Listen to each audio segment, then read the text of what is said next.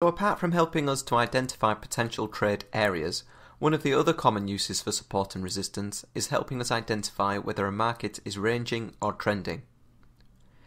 If price is making higher highs and higher lows by breaking resistance levels and using them as support, then the market is said to be trending upwards. And if the market is making lower lows and lower highs by breaking support levels and using them as resistance, then it is said to be trending downwards. If the market is moving sideways between two levels of support and resistance, then the market is said to be ranging, as it is not making any significant movement to the upside or the downside. Some traders have strategies they will only employ if the market is trending or ranging, so using this analysis helps them to decide whether to implement a particular trading strategy or not. So why does support and resistance work? Put simply, support and resistance areas work because lots and lots of traders are watching them. Traders identify these areas because you tend to get a lot of trading activity at these levels. Some traders will be waiting to trade the reversal at the identified area, and other traders also like to trade the breakouts, whereby price breaks through the support or resistance area and the trader takes the trade in the direction of the break.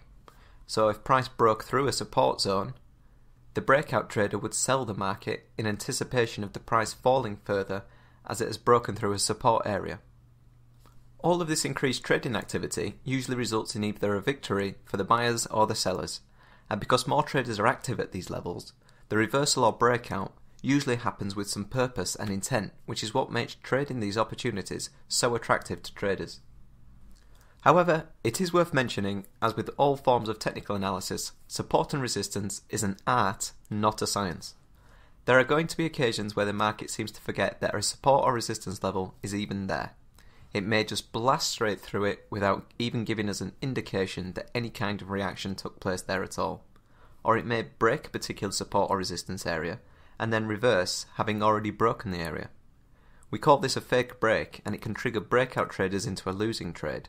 It can also frustrate reversal traders, as the signal for the reversal doesn't happen in the identified support and resistance area.